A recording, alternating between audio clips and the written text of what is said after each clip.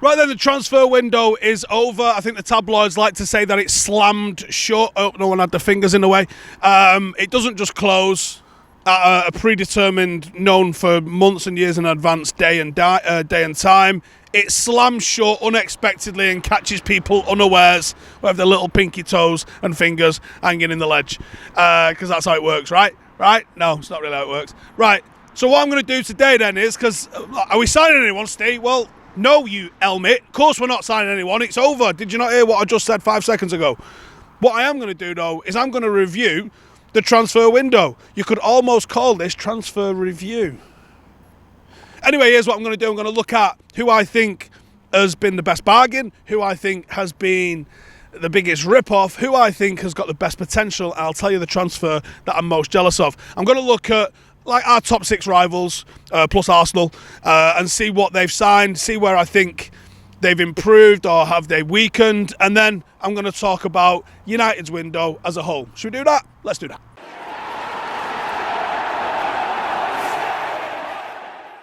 Let's start with Liverpool then. So Liverpool started the headline really with absolute monster mega signing in Núñez, and reports suggest that they paid anywhere from 67 million to 90 million, and the truth is probably somewhere in the middle, I guess. That was their major signing. They did manage to get Melo and Ramsey and Carvalho for pocket change essentially on the other side of that, meaning that they haven't really spent a lot of money this window. But they've lost Sadio Mane. They've allowed Nico to go to Forest, and I wish we could do a Nottingham Forest transfer review, because oh my God, that would be like a 6-parter. I don't know if they've got a car park at the training ground big enough for everyone that they've just signed. What's happened there? Is it 23 players they ended up signing?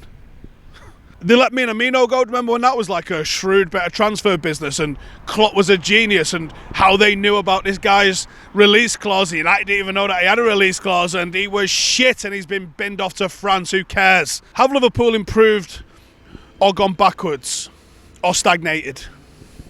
I think they've gone backwards. I don't necessarily think Darwin Núñez was exactly what they needed.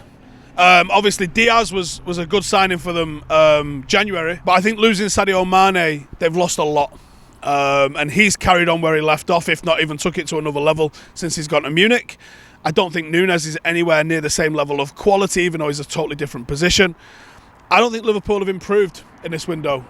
I think they might have gone backwards. Now, going backwards from Liverpool, from where they were, might still mean that they comfortably finish in the top 4, and they might have comfortably got enough in the squad to do that. But the way they've started this season, I mean, even how much they struggled with Newcastle, obviously losing to United, who've been pretty ordinary of late, it doesn't bode well for them. There's a lot of staleness in the team. If you look at Fergie's great United sides, there was always a rotation. There was a few players that stuck around.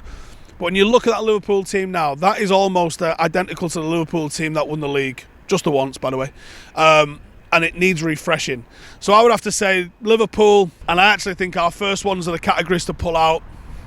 Darwin Núñez was the biggest rip-off of the window. Liverpool's window, I think when you lose Mane and all you do is bring in Núñez and a bit of pocket change, it's a 4 out of 10 window. Right, let's talk Spurs. Who've they let go? They've let Bergwijn go to Ajax. They had to sign someone this window, didn't they? Seeing as though they've lost like every. If it was reviewing Ajax's window, that would be quite tragic. They've allowed Carter Vickers to go to Celtic and Bergwijn to go to Ajax, but they brought in Ibasuma, Christian Romero, and Richarlison for about 115-ish million in total. I would say Spurs have took a step forward. They've added a little bit of strength. They've added a little bit of depth. They've added a little bit, if not a lot, of quality. 3 signings that I think pretty much go straight into their starting 11. Richarlison's a question mark, isn't it? But I think with competing on 2 fronts, he'll play. He will play. I think Spurs have had a really good window. It's not quite an 8 out of 10 window, is it? But I don't even know if it's only a 7 out of 10 window. I might have to say it's an 8 out of 10 window there, actually, for Spurs. Chelsea. I think at one point I was linked to Chelsea myself. They was linked with so many players. It was absolutely bonkers, wasn't it? It reminded me a little bit of when Woodward took over and United was linked to all sorts, and there was leaks all over, and you're like, who's doing this leaking? Just go about your business. Why are you telling everyone that you're going to go and do this?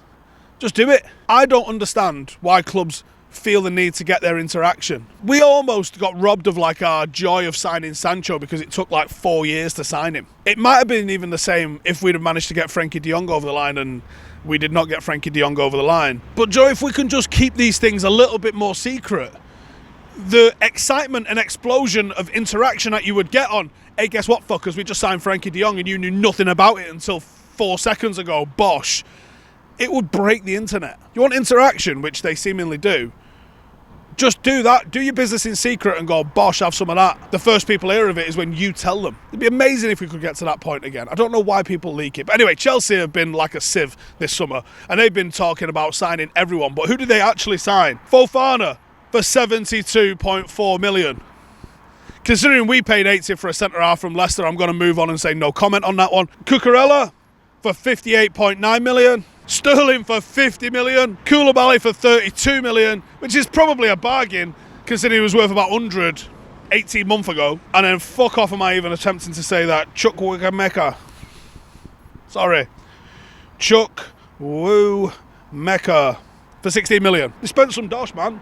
They spent some right dosh.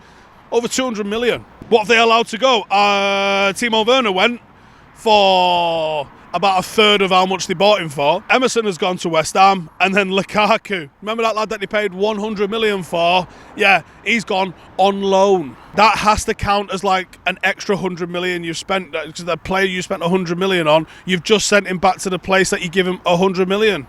That's mental. Chelsea's window, 3 out of 10. Arsenal. Very cautious with playing them tomorrow. So they let Guendouzi go. No one cares, right? And then they signed... Do you remember last season when City didn't have a striker and they won the league, and they were praised for winning the league without a striker? Well, they actually had a striker, and Arsenal signed him for £47 million.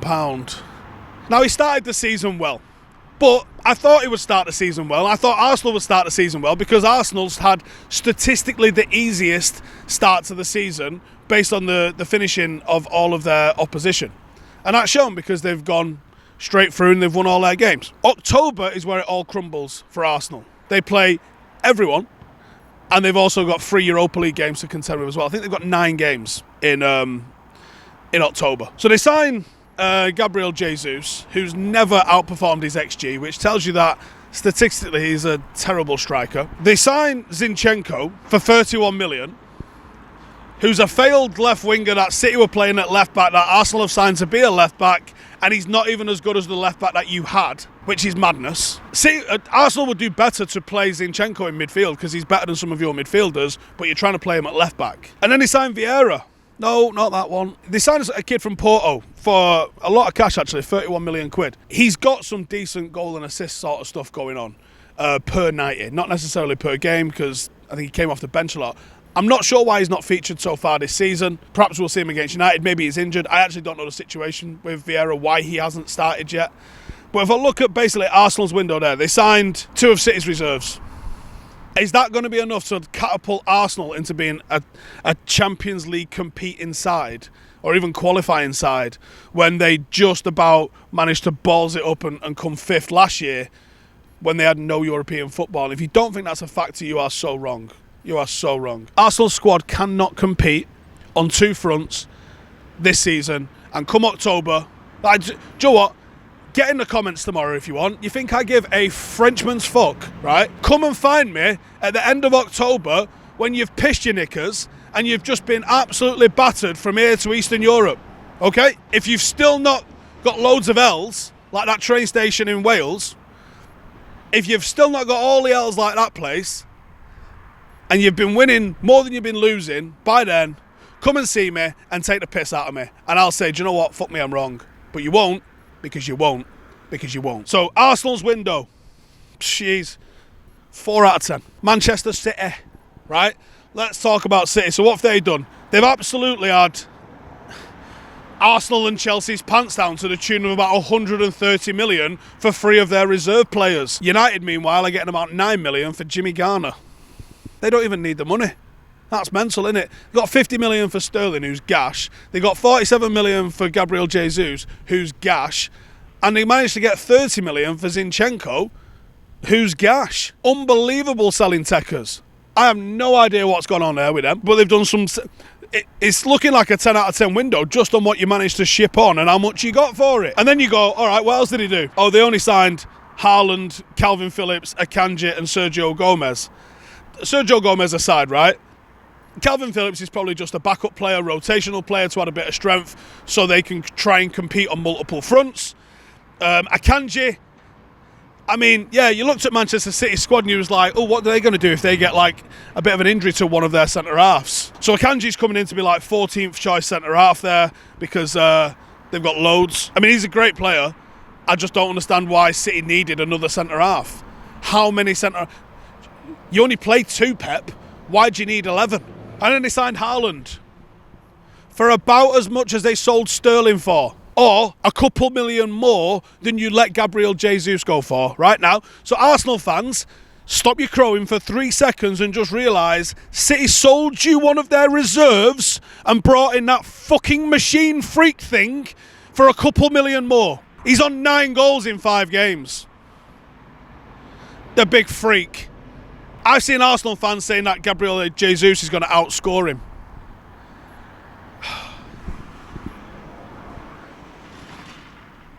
Haaland's going to shatter all Premier League goal-scoring records. He's an absolute freak of a player. And Manchester City were competitive having shit knobheads like Sterling and Gabriel Jesus up front that couldn't finish their fucking dinner. 2 players that never really got over their expected goals. Haaland's expected goals for this season are about 4, and the big fucking idiot's got 9. That's what happens when you sign a good striker. That's a hell of a signing. I got to give City a 9 out of 10 in the window. You look at Manchester City's squad last season, you go, what does it need? And it's not fucking much, realistically, is it? They probably clean up if Pep doesn't have to get his little mucky fingers and start tinkering with stuff. He wants to be seen as a genius when he wins stuff. Like, when they lost the Champions League final, he could have gone and played golf for the entire week and just said the first 11 players in the changing room are going to win and we just play how we normally play, and they probably would have gone out and won it. But he wanted to look like a genius. He tinkered with it and he fucked it up. That Manchester City team, Pep could go on holiday for 6 months and it won't fucking matter. That's how good it is. That's how good that City team is. And with Haaland just banging them in, honestly, you could play 14 players against that City team and I still expect it to get a victory. It's ridiculous. It's got to be a 9 out of 10 window, man. You look at that team and you say, what does that need? It needs an absolute fucking freak up front. Sound. Yeah, we got one. And you got one for as much as you let 2 of your reserve players who are gash. What an absolute win for City. That was unbelievable. Unbelievable. Right then, time for United. We didn't get Frankie de Jong. It was only 90%, 95% done for 3 months. I don't know if it moved up to 96. I think it was a complicated situation. There was at one point during the window where we've signed Eriksen, we've signed Malacia, and we bring in Martinez, and you're like, right, is this fucking it? Oh, we're fucked. Oh, we're double fucked. This isn't it, is this it? Jesus Christ, Ralph said we needed 10. Not 3. Or 2.5 maybe. There was no guarantees that Malacia was going to even start in pre-season. It looked like Luke Shaw was going to be the preferred choice. Eriksen, people assumed, was going to be a rotation. Eriksen's the bargain, by the way. Oh, and if you didn't notice, Haaland's the one I'm jealous of. Yeah, big time. And you're like, this just isn't enough. But then it develops. And you bring in Casemiro. Okay, there's a serious defensive midfielder. Character, quality.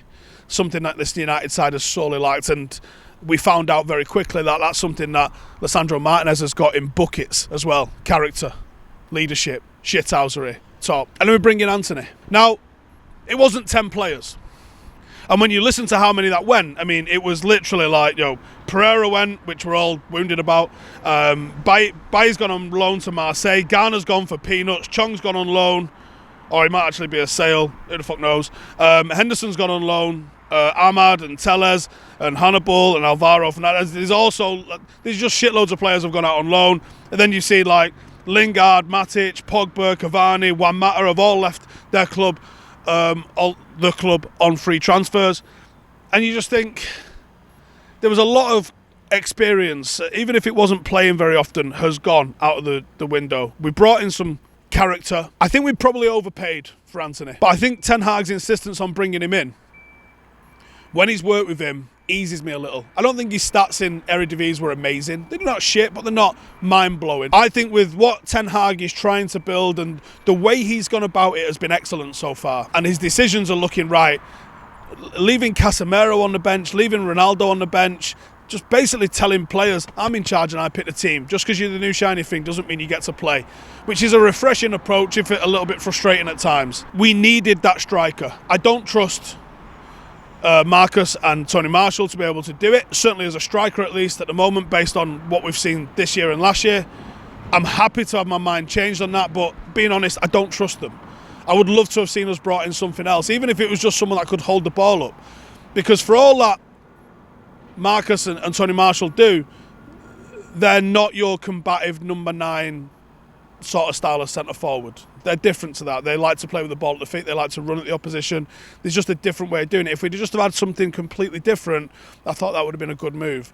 Cristiano Ronaldo, I like the challenge that Ten Hag has issued him to get himself back into the team and make an impact. It will remain to be seen whether or not he's able to do that, and if he's able to be professional while doing that as well. I hope he can. And I think if Ronaldo does get back into the team, it'll be on merit. I think the big decisions Ten Hag has made, he's had to make, and he's done excellent with them. And the way he's handled all of it is impressive. But the fact Phil Jones is still here, the fact we didn't strengthen the right-back area, we also signed Dubravka, if I didn't mention him, which, again, might be some pressure on De Gea. A lot of people have been asking for a little bit of that. I, again, don't know what Tom Eaton's done to piss people off, but he's done something. No striker, no right-back. Phil Jones still here. It's a 6.5 out of 10. If we'd have signed a right-back, if we'd have signed a striker, if we'd have signed... or if we'd have got rid of Phil Jones, that's 3 points each. That would put us at 9.5.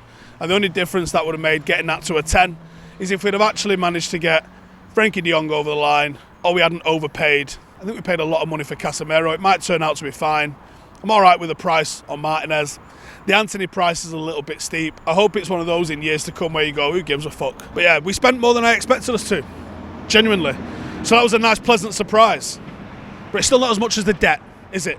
So for all that the Glazers have spent, they haven't.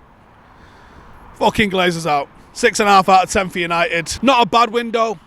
Certainly not a window of all time. Certainly not, let's start booking open top buses. It's on that squad of players now, that roster, to go and start implementing what the gaffer wants to do. And hopefully they do that. And hopefully we see some improvements on the pitch. The attitude looks better. The patterns of play look better. Let's hope that the performances start looking a bit better.